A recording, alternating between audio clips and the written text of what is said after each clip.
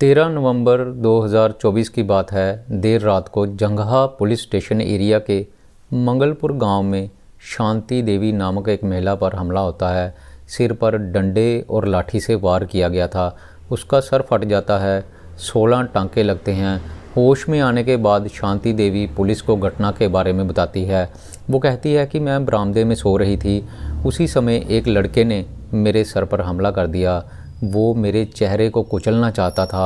हमला करने के बाद वो लड़का कुछ देर वहाँ पर रुकता है और जब शांति देवी दर्द से चिल्लाने लगती है तो वो लड़का खिलखिलाकर हंसता है और भाग निकलता है।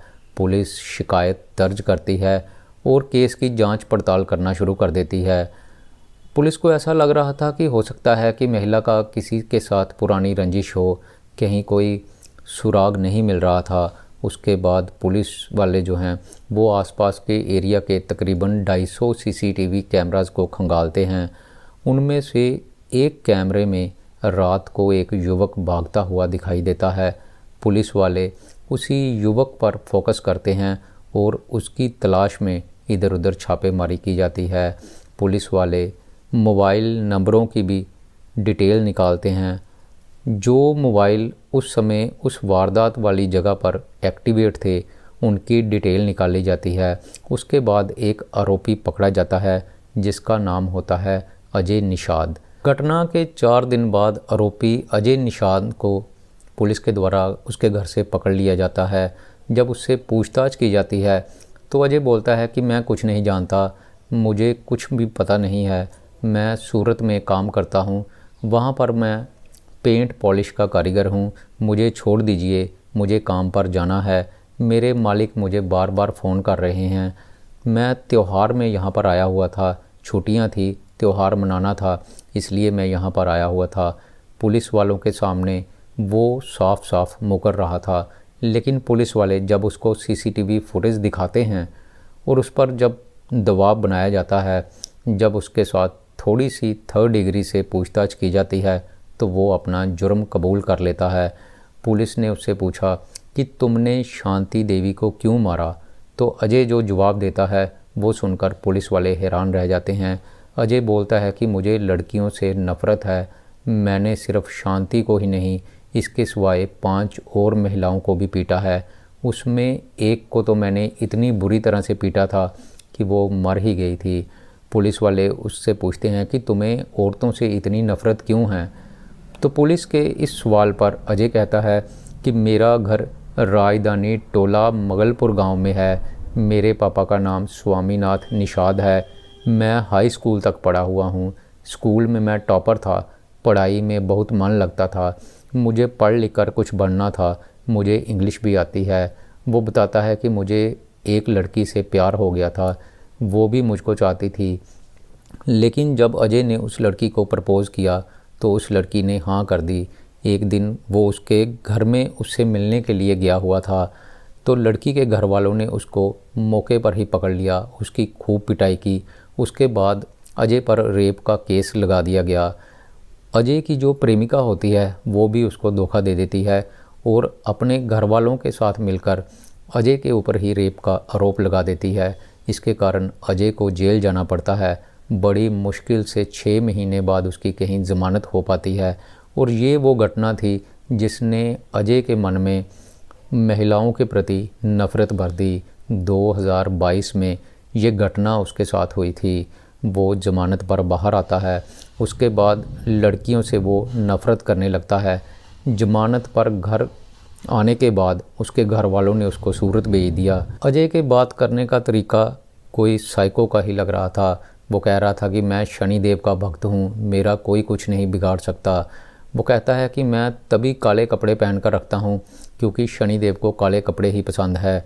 मैंने 5 महीने में 5 महिलाओं को मारा है, लेकिन 13 नवंबर वाली जो घटना है उसमें मैं फंस गया। मुझे कोई पकड़ नहीं पाता क्योंकि शनि का मेरे ऊपर पूरा हाथ है। मुझे पता होता था कि कहाँ पर सीसीटीवी कैमरा लगे हैं, मैं वहाँ पर जाकर अपना मुंह छिपा लेता था। लड़कियों और महिलाओं को जब मैं मारता था तो मुझको बहुत सुकून मिलता था। उसके मुंह से ऐसी बातें सुनकर पुलिस वालों के पैरों तले ज़मीन खिसक जाती है। उसकी बातों से साफ साफ लग रहा था कि वो कोई नॉर्मल इंसान नहीं है बल्कि एक साइको है। जेल से निकलने के बाद जो अजय है वो छोटी छोटी चोरियां करने लगा था। एक बार उसने महिला को लूटना चाहा। इसी साल 29 जुलाई की बात है। वो महिला अपना आप बचाने के लिए अजय से लड़ पड़ती है। अजय उसके सर पर ज़ोर से डंडा मार देता है। सर पर चोट लगने के बाद वो महिला दर्द से तड़पने लगती है। तो उसको तड़पता देखकर अजय के मन को बहुत सुकून मिलता है। अजय बताता है कि उस दिन के बाद उसको जब भी गुस्सा आता वो रात को घर से बाहर निकल पड़ता और किसी न किसी महिला को ज़रूर मारता था। तो पुलिस वाले उसको पूछते हैं कि तुम हमेशा नंगे पैर ही क्यों जाते थे। ये सवाल पूछने पर अजय बताता है कि मैं नंगे पैर इसलिए जाता था ताकि मुझे भागने में कोई दिक्कत ना हो सके। अजय को पकड़ना भी आसान काम नहीं था। पुलिस वालों ने अजय को पकड़ने के लिए उसके मोबाइल की लोकेशन ट्रेस की थी। तीनों घटनाओं में ही उसका जो मोबाइल है वो क्राइम स्पॉट पर एक्टिवेट पाया गया था। सीडीआर में अजय के नंबर की डिटेल्स निकाली गई तो ये देखकर पुलिस वाले और भी हैरान रह जाते हैं। घटना के बाद वो अपनी एक देहरादून में रहने वाली गर्लफ्रेंड को फ़ोन करता था और उससे कई घंटे बातें करता रहता था। पूछताछ में जब अजय से इस बारे में पूछा जाता है तो वो बताता है कि उसकी गर्लफ्रेंड जो है वो देहरादून में रहती है। उसके साथ उसकी इंस्टाग्राम के ज़रिए दोस्ती हुई थी। वो बताता है कि उसके पास आईफोन है और उससे वो बढ़िया रील्स बनाकर इंस्टाग्राम पर डालता था। उसके काफ़ी ज़्यादा फॉलोअर्स बन चुके थे। एक दिन पहले वो देहरादून गया था। वहाँ पर वो अपनी गर्लफ्रेंड से मिलता है। वो उससे अच्छे से बात करती थी, इसीलिए अजय को अपनी गर्लफ्रेंड पर कभी भी गुस्सा नहीं आता था और वो कभी भी उसको मारता नहीं था। घटना को अंजाम देने के बाद वो हमेशा सूरत भाग जाता था, फिर लौटता। तो उसके बाद जो अपने आसपास के गांव थे सूरत में, वो वहाँ पर कभी भी महिलाओं पर हमला नहीं करता था। लेकिन इस बार उसने एक गलती कर दी थी।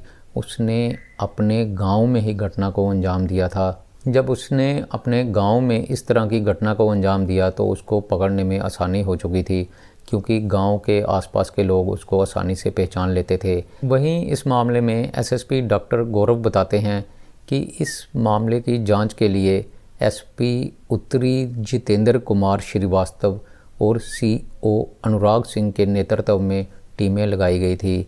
19 लोगों की टीम ने पूरे मामले का खुलासा किया। आरोपी की निशानदेही पर, आरोपी जो बताता है उसकी निशानदेही पर लोहे की राड, चारपाई का पाया और लकड़ी का एक डंडा बरामद किया जाता है और इस तरह से उसके बताई हुई जगह पर तकरीबन 6 हथियार बरामद किए जाते हैं। लेकिन अजय की मां कहती है कि मेरा बेटा निर्दोष है।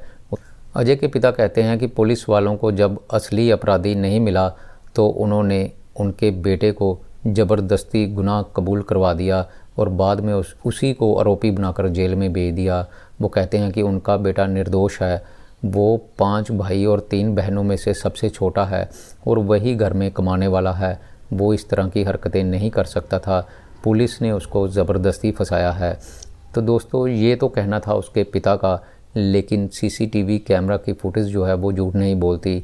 उसमें साफ साफ घटना वाली जगह से वारदात होने के महज कुछ सेकंड बाद ही अजय भागता हुआ दिखाई देता है।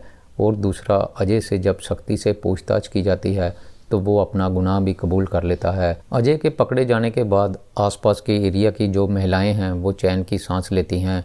दरअसल उससे पहले आसपास के गांव की महिलाओं में दहशत व्याप्त हो चुकी थी। महिलाएं रात को घर से निकलने से डर रही थी, लेकिन अब अजय पकड़ा गया है और उसके बाद जो है स्थिति में धीरे धीरे सुधार हो रहा है।